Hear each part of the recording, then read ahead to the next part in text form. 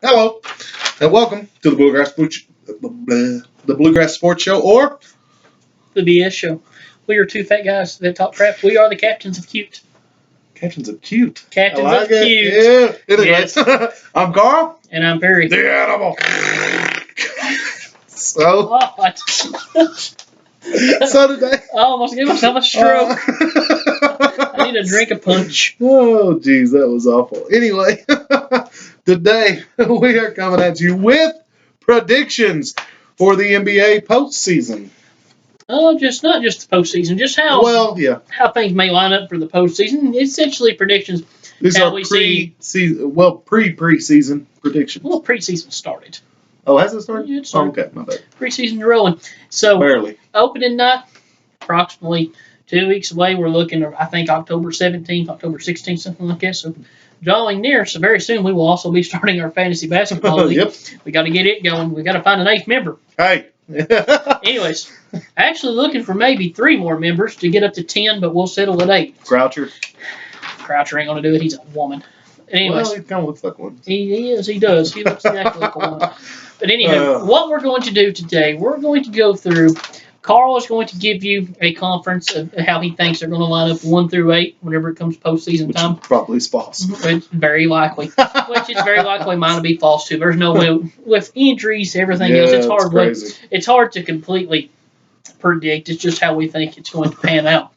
And then I'm going to give you the other. Of course, in the middle, we're going to give each other our own answers and debate why we think it should be different.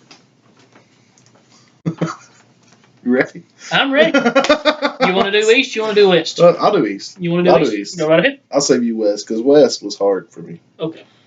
Well, they both were hard. The East was so terrible it's hard, and the West was so tough. Go ahead and tell me who you got the East, and then I'll the East. At number 1, I got the Cavs. At number 2, I've got the Wizards. At number 3, I've got the Celtics. Yeah.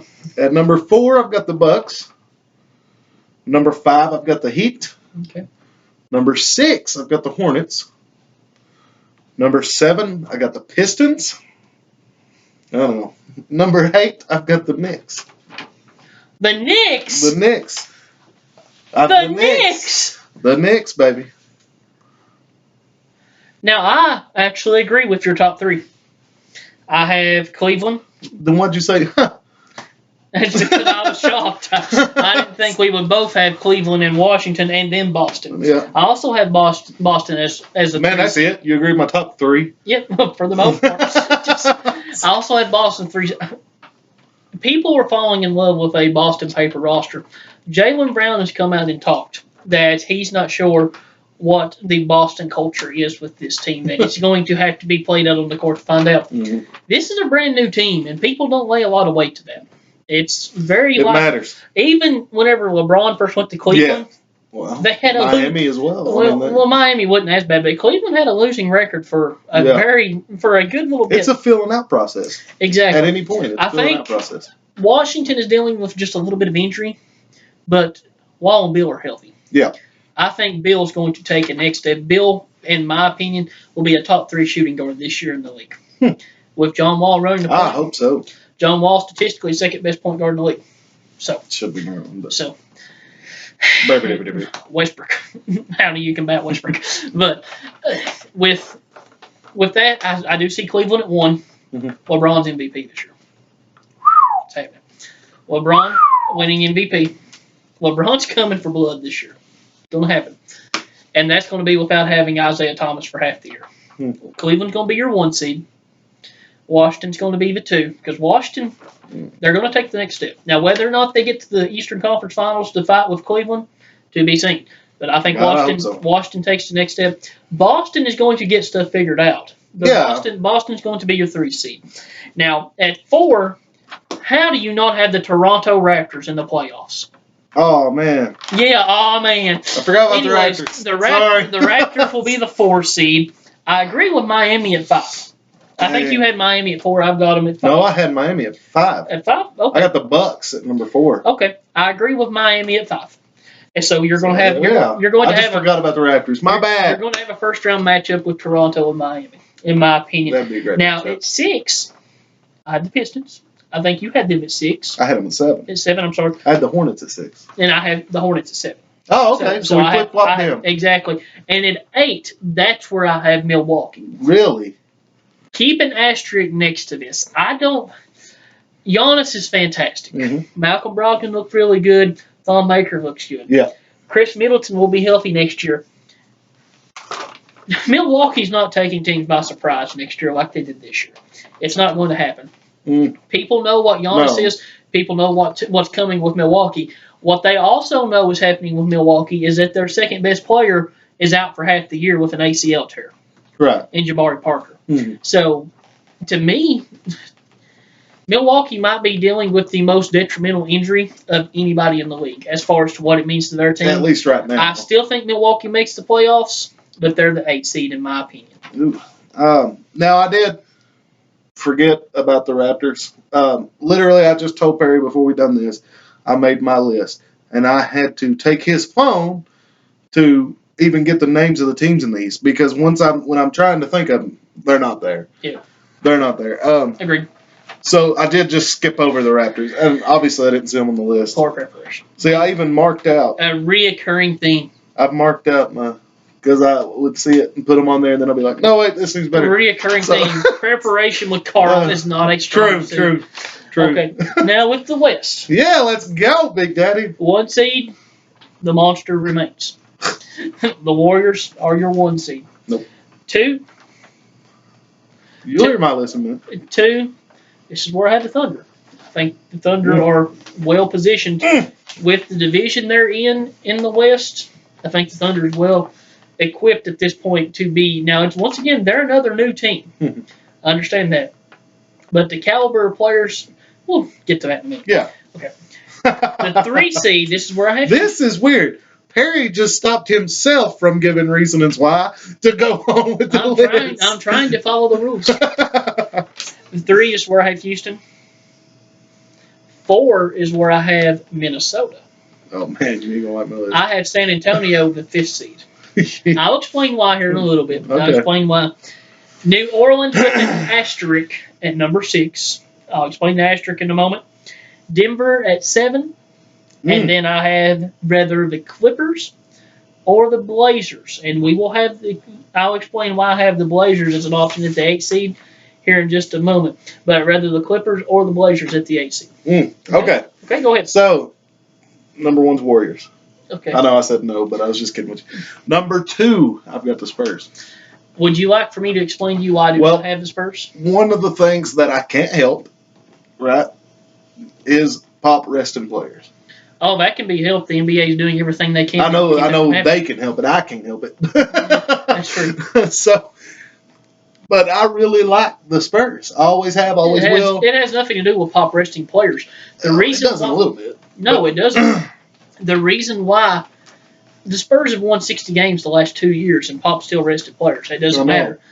The reason why I have San Antonio at the 5 is because right now you still have Kawhi Leonard, who is dealing with injury. He's not 100% yet. You don't know when he's going to be 100%. He's expected to start the season, but you don't know health-wise what you're getting with Kawhi Leonard right now. Okay. You're not 100% sure when you're getting. See, that's one of the things I was going to say as well. Before we actually started this list, was that my lists are saying no injuries, essentially. Well, no injuries. That's a nice, perfect world conclusion. And in that situation, yes, I can see San Antonio as the 2. Now, whenever postseason comes and San Antonio's healthy, look out. But they don't know 100% when they're getting Rudy Gay back, who's coming off an Achilles tear. Right. Tony Parker is going to be out half the year with an knee injury. So you've got LaMarcus Aldridge, who you don't know what you're getting out of LaMarcus Aldridge. You don't at all. You've got an old pal Gasol. You've got Patty Mills signed to a terrible contract. And you've got an OG Ginobili. Now, that team is still good enough to be a top 5 seed in the West. Yeah. I believe it wholeheartedly. Right. But it's only that good once you get Kawhi back, and then you figure out what you got with Rudy. Right. Come postseason, they're going to be fine. But they've got to get everybody healthy, and LaMarcus Aldridge has rather got to find his sack or he's got to be traded somewhere that doesn't require a sack. All right, we're going on my list. Okay, go ahead. So at number 3, Yes. that's where I got the Thunder. Okay. Number 4, I've got Houston. Okay. And number 5, I got T-Wolves. Okay. Now, I would love to see the T-Wolves shoot up that list. I'd love it. But that's where I've got them. Number 6 is where I've got the Blazers. Why? Why? I love Damian Lillard, for one. Mm-hmm. Think he's great. Him and McCollum. Damian Lillard and C.J. McCollum has barely drug the Blazers into the playoffs 2 straight years. Whenever DeMarcus Cousins was traded this past year, essentially right after the All-Star game ended, the Kings were the 8th seed.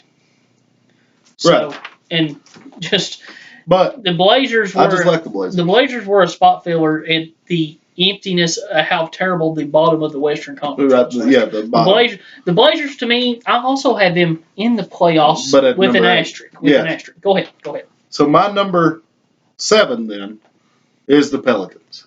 Okay. My number 8's the Grizzlies. I don't have the Nuggets in it at all. I don't think Memphis makes the playoffs. I thought you didn't put Memphis in. No, I do not have them in. I do not have Memphis. I have Denver. Yeah, I don't have the. Yeah, that's right. That was the only one. Yeah, I've got the Grizzlies still. Just that hard nose. That. Oh yeah, you have the Clippers. So who else was? You didn't put an 8th team. No, but I got 2 6s. You got 2 6s, okay. Because I screwed up again. So so it's the what? It's the Warriors, Spurs, Thunder, Rockets, T-Wolves, Blazers, Pelicans, Grizzlies. That's 8. So the Grizzlies are who you expect to be your 8. To me, now injuries can happen. Right. Teams cannot pan out.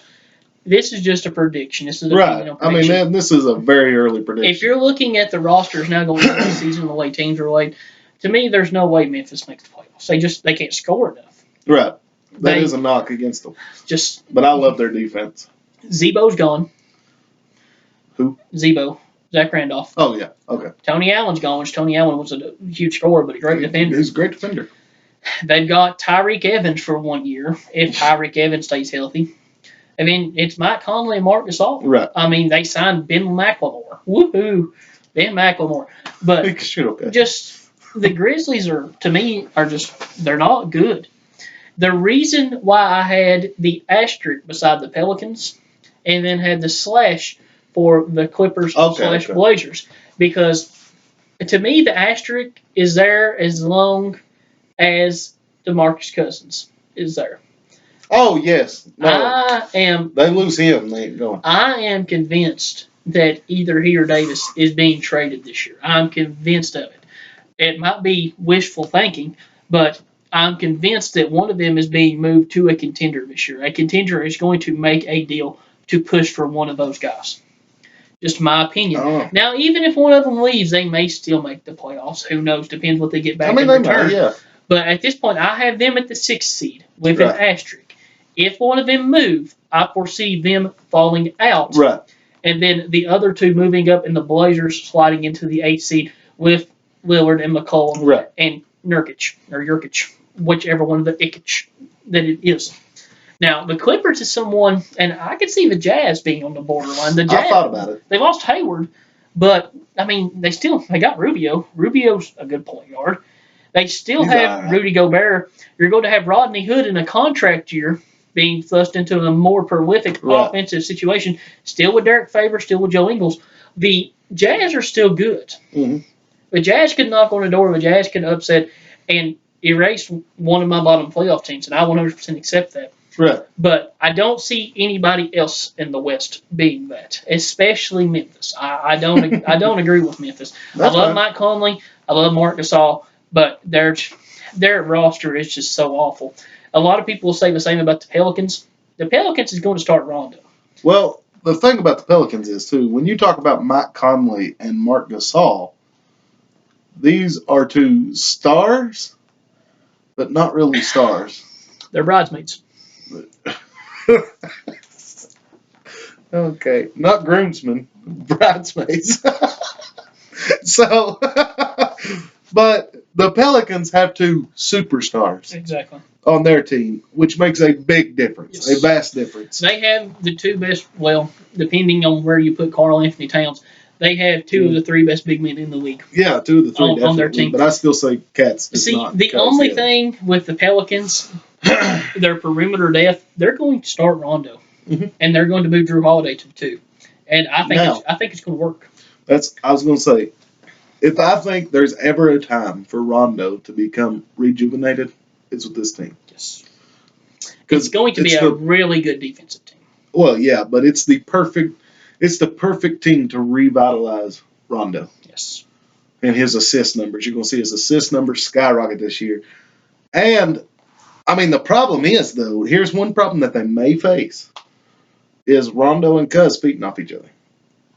And their stupidity. No, they have a lot of mutual respect for one another. Yeah, but I'm just saying feeding off each other as in, I don't know, just losing control. There's one big eyebrow in New Orleans that is big eyebrow. That is just a massive difference maker in that locker room as opposed to what they had in Sacramento. Right. That ain't Rudy Gay over there just happy if he gets his shots.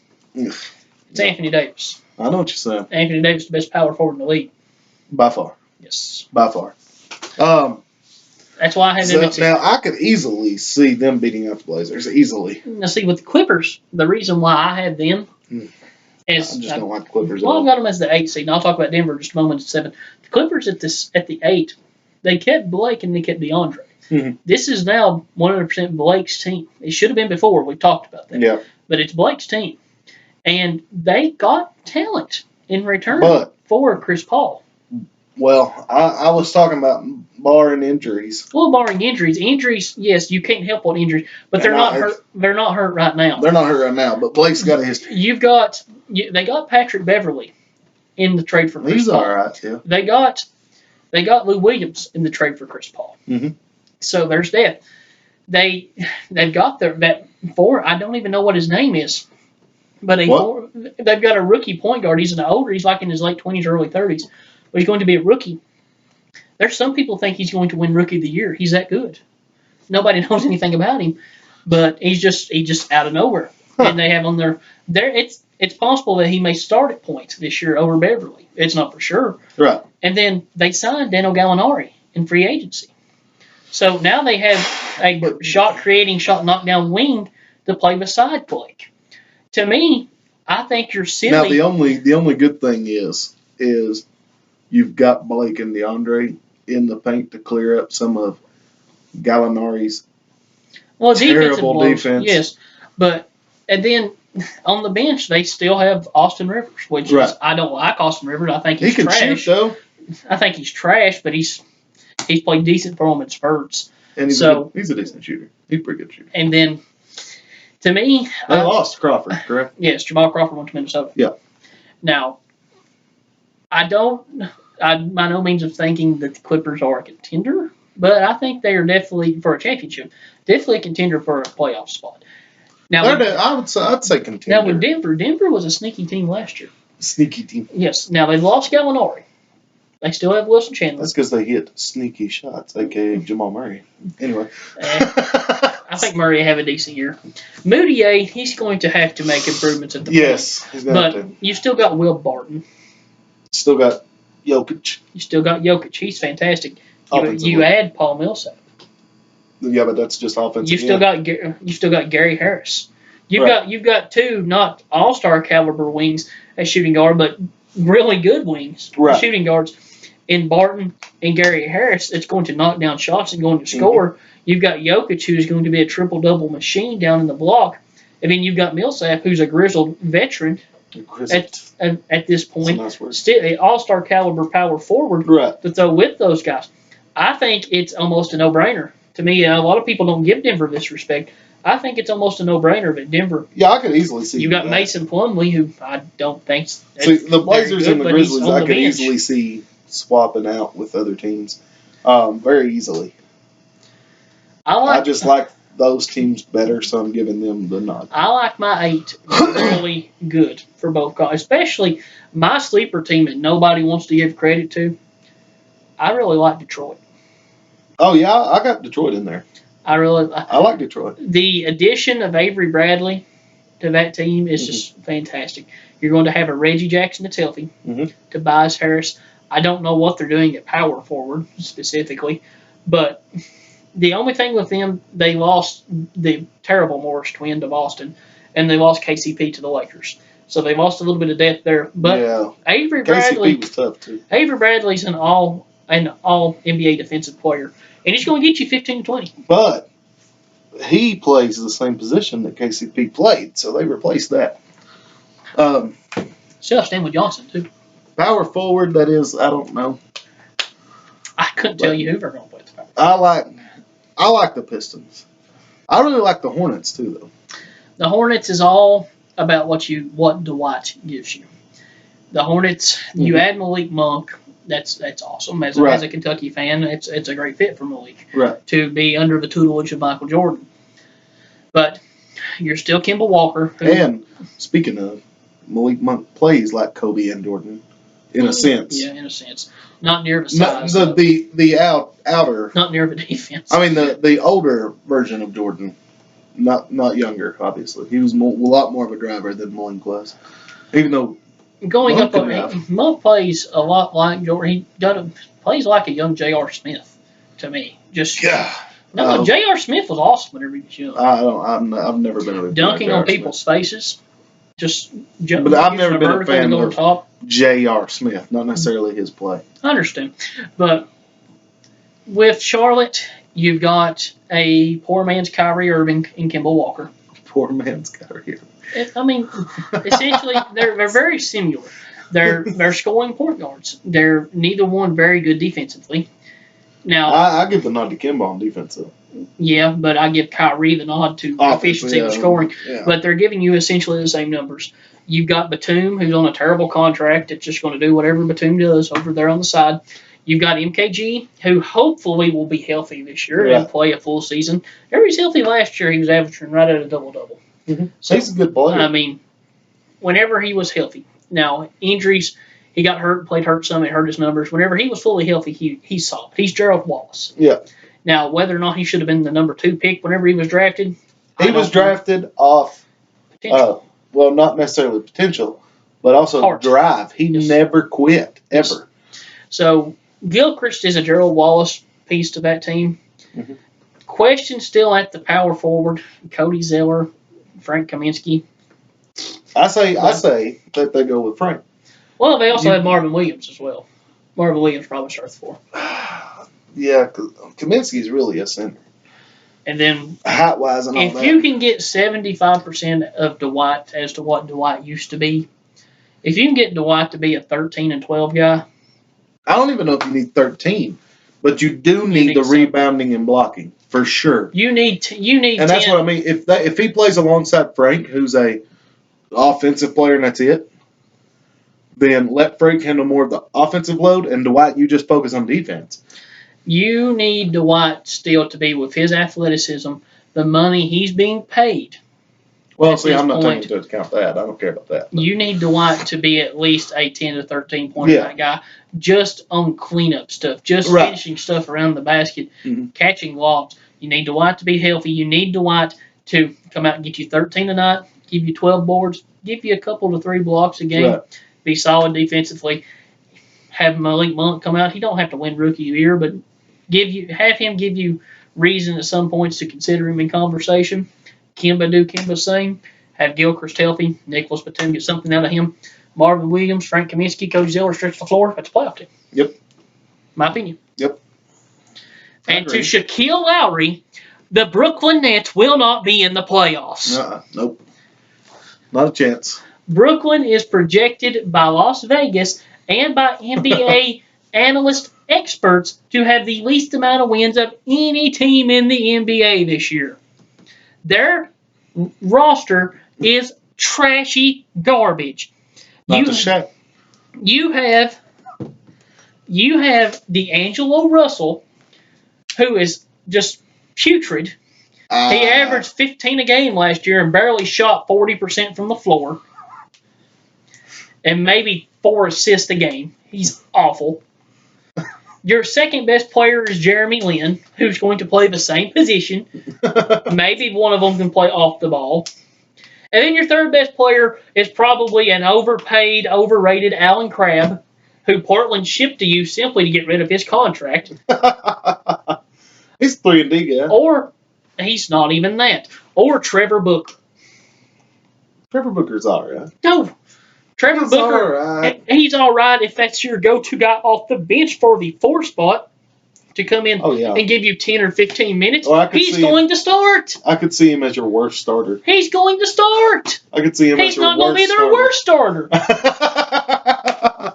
They've got Timothy Mozgov. That's going to start at center. They have Rondé Hollis Jefferson.